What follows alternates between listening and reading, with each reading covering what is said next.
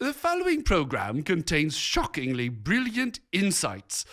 If you suffer from a lack of dark sunglasses, Randall may not be right for you. Check with your optometrist. Speaking the truth when others hold their tongues. Wrestling for justice with left-wingers and crocodiles. Resisting the temptation to keep the peace at any price. The only talk show host who writes his own theme music, Randall Terry.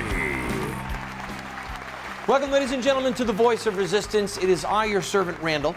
Today we have day 4, the final day of a college classroom presentation that I gave in Metro State College in Denver, Colorado, on leadership. I have a little bit of experience in leadership, as hopefully you've learned from the class. If you missed this series, but you do want to know how you can be a better leader, go online and watch the archives. I'm going to take a quick break and give a chance to one of my profound friends to say something peculiarly funny, and then we'll be back finishing up the series on leadership. Ahoy, matey. I'm still waiting for me check from British Petroleum. But I'll tell you this before I say another word. The people in the Obama administration, them's who the pirates are, I tell you. Them's the pirates. It's not us who are trying to make an honest living.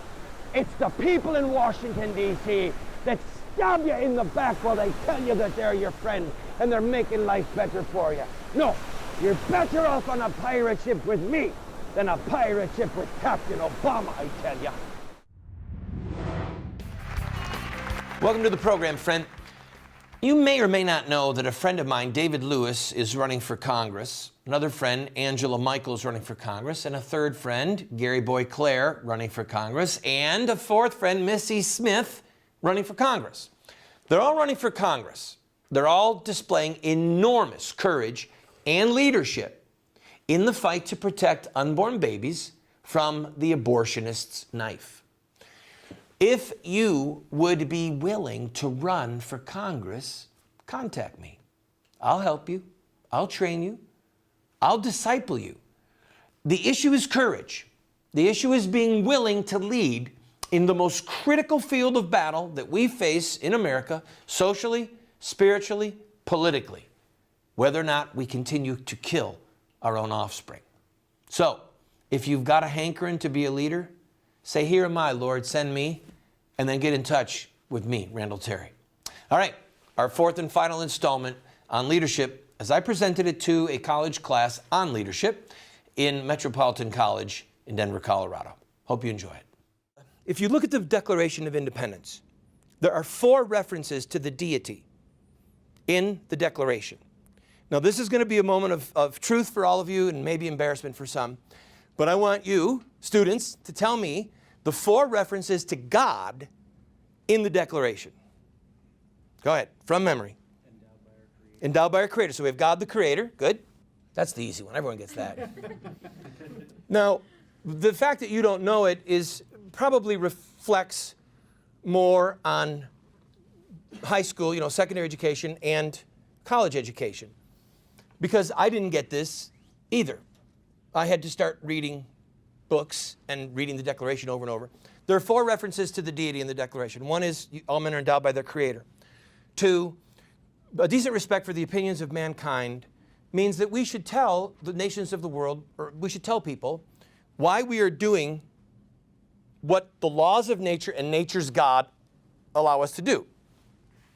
That couplet, the laws of nature and nature's God, is a philosophical statement regarding natural law and revealed law. You all know what natural law is? You've had to study natural law just a little bit. So revealed law is the 10 Commandments, the Sermon on the Mount. It's special revelation, philosophers call it. So the 10 Commandments and the Sermon on the Mount would be part B of that statement. The laws of nature, laws, and nature's God. The third reference to the deity is the supreme judge of the world. We appeal to the supreme judge of the world to uphold the rectitude of our actions. Basically, this is a prayer inside the Declaration. It's literally a prayer. We're appealing to God to judge between us and the Brits and to say that we're right. And then the fourth one is the closing line, one of my favorite lines of all human history. With a firm reliance on divine providence, we mutually pledge to each other our lives, our fortunes, our sacred honor. The providence of God, divine providence. Providence is a theological doctrine that originates in the scriptures with Abraham, where he said, does anyone know the story when Abraham was about to kill Isaac? And God put a ram in the thicket? Abraham named the place Jehovah Jireh, this is Hebrew, which means God who sees. In the Latin, provisum means to see ahead. So the doctrine of providence means, to use a historical allusion, George Washington, God's in his heaven saying, I can see ahead because I'm God. And George Washington's going to be in a real pickle with the Brits pursuing him right when he gets to the Delaware River. We're going to send a thick fog so he can escape.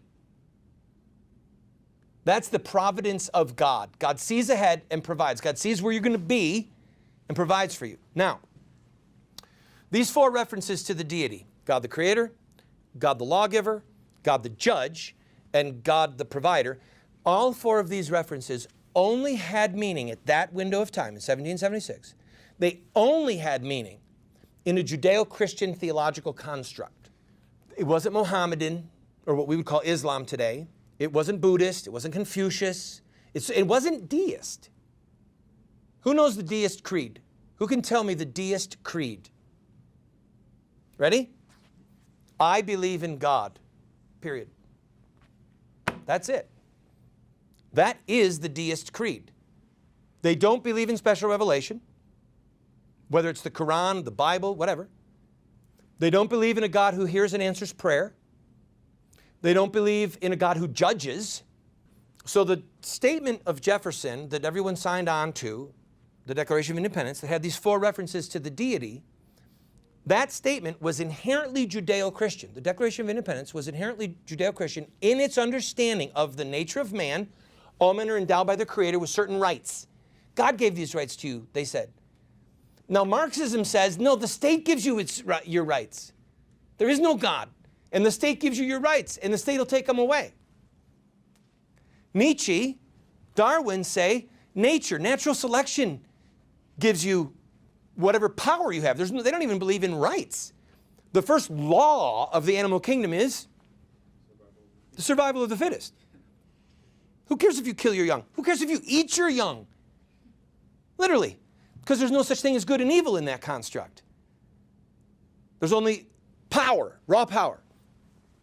And since we're trying to eliminate human weeds, like Margaret Sanger said, and the eugenics movement said, since we're trying to eliminate human weeds, let's get rid of the mentally handicapped, etc. Jews, blacks, Poles, who they considered inferior human beings. And these thoughts will be of value to you as time goes on, because the ethical discussion of good and evil, right and wrong, in politics always comes up.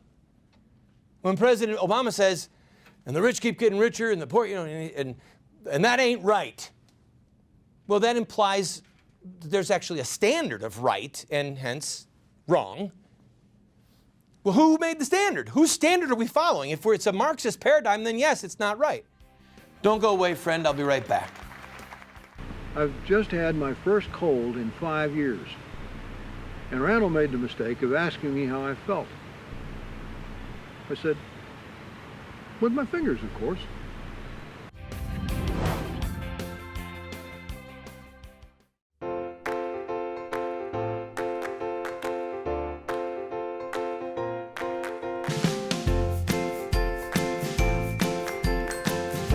Hi, Joe Costello here, founder of Kylea Health and Energy. I've been making superb nutritional supplements for over 15 years, and from day one, I've partnered with Randall Terry, helping to fund his invaluable work in reclaiming our country's biblical and godly roots. I want to share with you a product that has changed hundreds of thousands of lives since its inception. Introducing the Total Living Drinks, Greens and Berry, the ultimate superfood formulas that provide you the 9 essential areas of nutrition your body needs on a daily basis. Each serving of the Total Living Drink provides the life-giving phytonutrients that come from the equivalent of 5 servings of organic vegetables and berries, enzymes for better digestion and nutrient absorption, protein for building lean muscle mass so you can burn more fat for fuel, probiotics for better intestinal function, herbs for building energy and stamina, antioxidants for maximum immune function and disease prevention, and all the vitamins and minerals you need for slowing down aging and maximum health. You would have to take 30 to 40 capsules each day and spend almost $10 a day to match the over 30,000 milligrams of total nutrition in each scoop of the Total Living Drink. Order right now and get started on the amazing Total Living Drink. They come in 2 delicious flavors, Total Living Drink Greens and Total Living Drink Berry. And every single dollar we receive, we give a generous amount to Randall Terry's organization to help further his work and further the kingdom. Visit us online at the address on your screen and receive an online discount or call the toll-free number. Call today, and for the daily price of a latte, you can get back on the road to better health and energy with Kylea's Total Living Drink.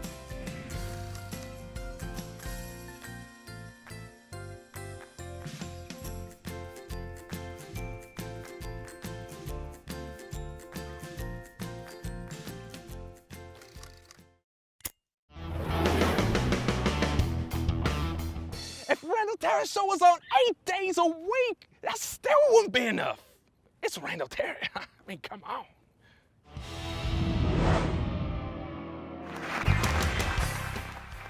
Hello, friend. Welcome back. Remember, you don't have to be a natural-born leader to lead, but you do have to obey certain principles of leadership about service, about courage, about being a good example.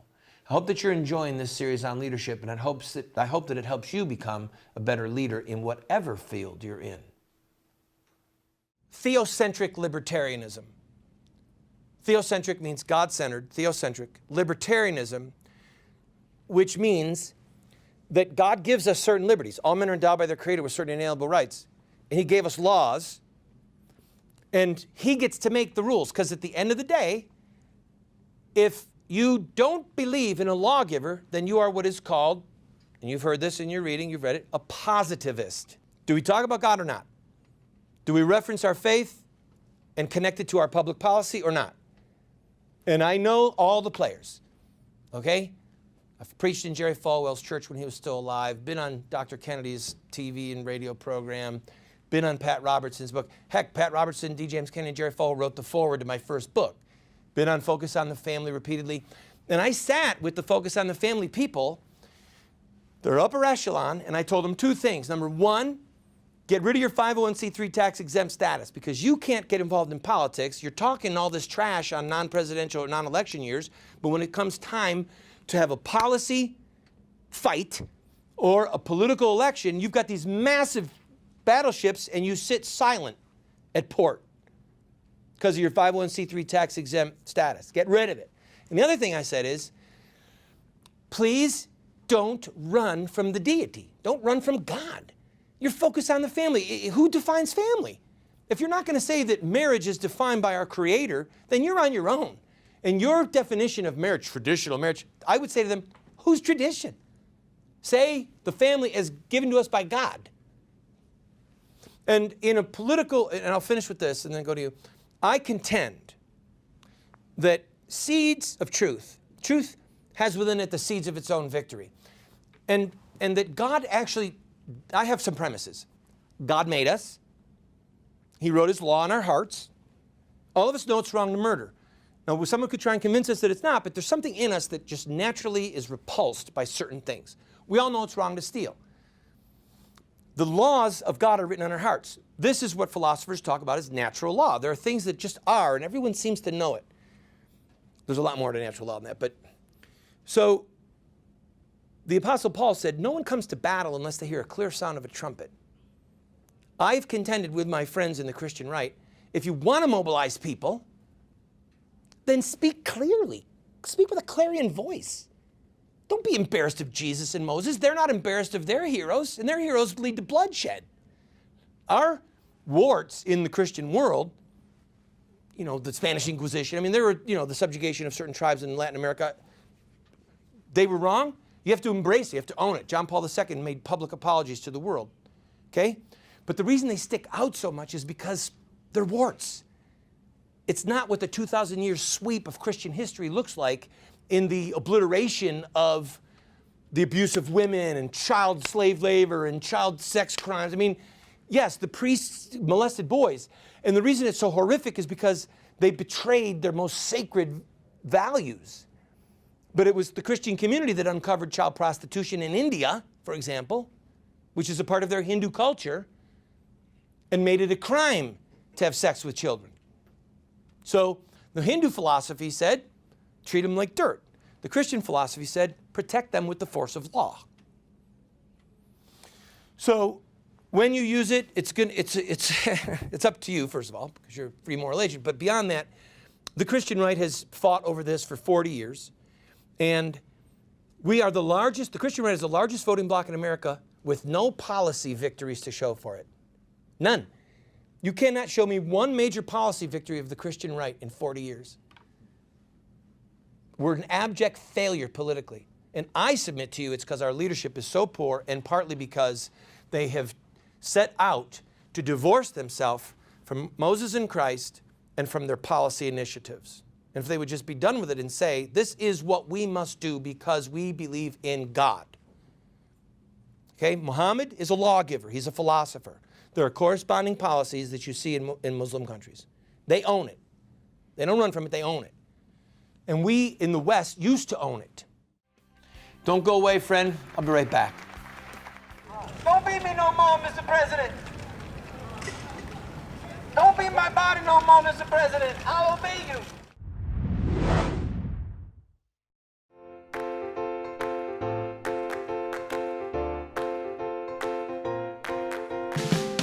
Hi, Joe Costello here, founder of Kailea Health and Energy. I want to share with you a product that has changed hundreds of thousands of lives.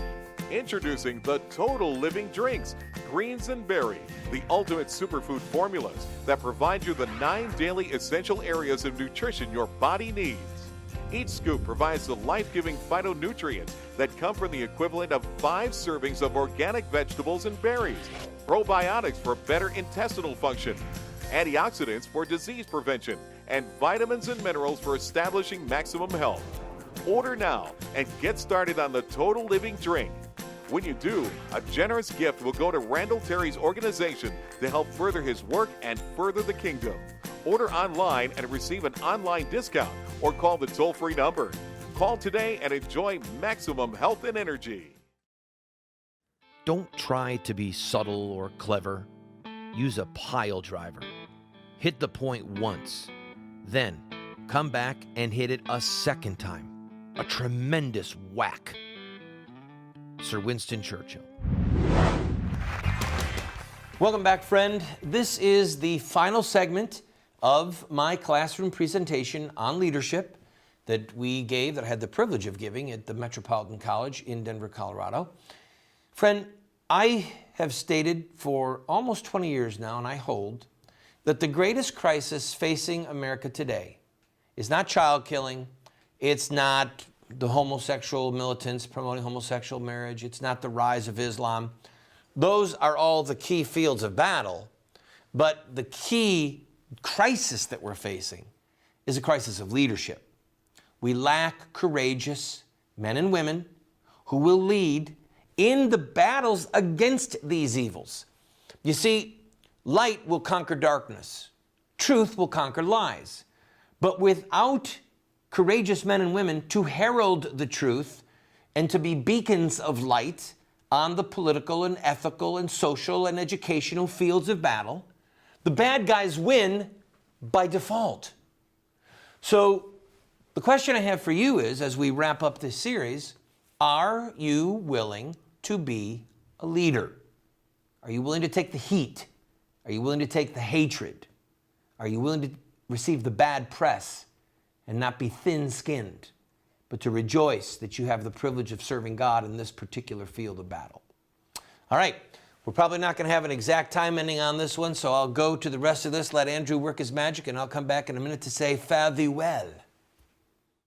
The oath of office was the problem for a lot of people. no religious oath. Now, I understood why they did it, and I agree with it. But at the time they ratified the Constitution, there were 13 states.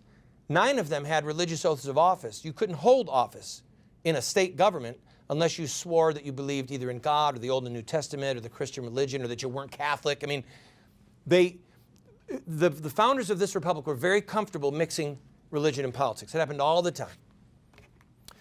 To go back to your first question about Martin Luther King, the difference, and you want to write this down, you want to remember it, the difference between Dr. King's personal behavior and his public policy initiatives were the pronouncement of what is just versus personal failings. Martin Luther never stood up and said, I believe in open marriage, I believe in adultery. He knew he was sinning. Your question really goes to, can a sinner with personal shortcomings who actually by his behavior betrays what he publicly professes, can that sinner properly lead in civil government? Right, yeah, exactly. And with policy initiatives? And the answer is yes. Who's the most famous king in the Old Testament? King David. Jesus is called the son of David. Actually, David is the central figure of the entire Bible except for Christ. What did David do that was so horrible? Killed off a general so he could have his wife. Bingo. He slept with Bathsheba. She got pregnant, and then he had her husband killed at the sword of their enemies. But the secret leaked out, and it was a great scandal, horrifying scandal. David's policy initiatives were still just. God dealt with him on his private sin that became public. He repented. And for those of you who are familiar with any of the liturgy, Psalm 51 is the most famous psalm of the penitent or psalm of the sinner. Have mercy on me, O God, have mercy on me. I've sinned. That's Psalm 51. And God didn't take him out. And on another level, which is kind of religious, Peter, the Apostle Peter, who became the first pontiff or the first pastor of the church, what did he do that was so horrific? We all know this one.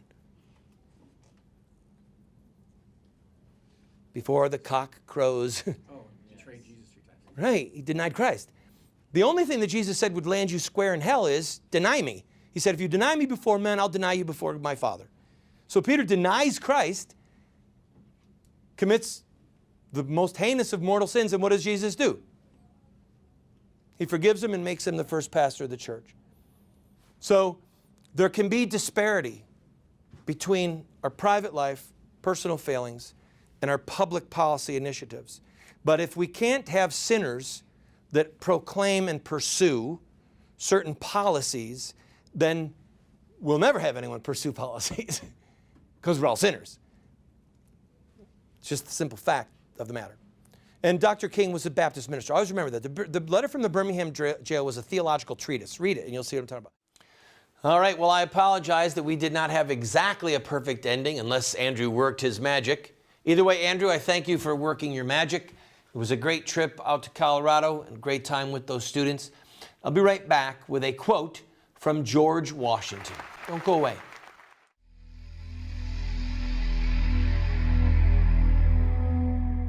Both we and our fathers have sinned. We have committed iniquity. We have done wickedly.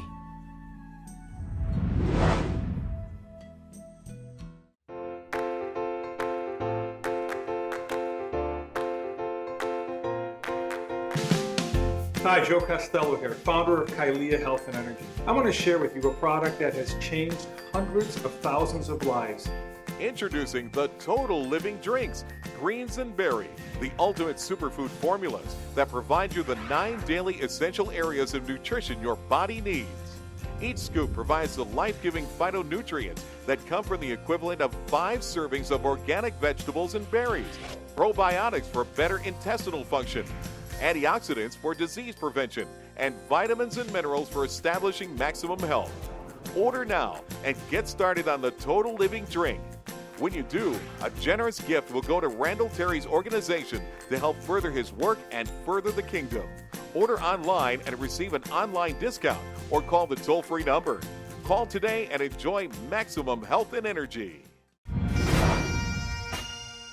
George Washington said, "Not only do I pray for it on the score of human dignity, But I can clearly foresee that nothing but the rooting out of slavery can perpetuate the existence of our union by consolidating it in a common bond of principle.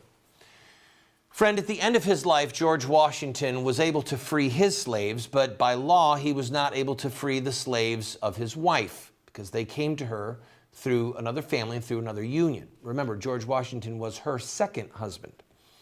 Nevertheless, George Washington failed in his leadership to uproot slavery in his lifetime. He just did. And there are good men. There are good men who have failed in things that they should have done.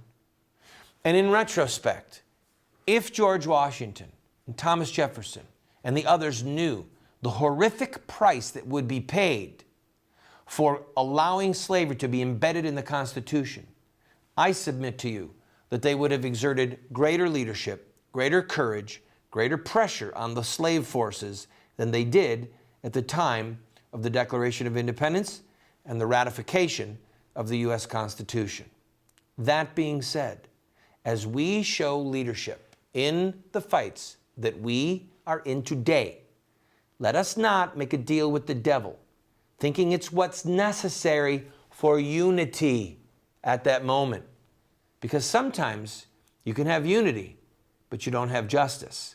And the injustice that is a part of the very fiber of the unity will cause that unity one day to unravel, and the evil of the injustice will come to wreak havoc in your midst. God bless you.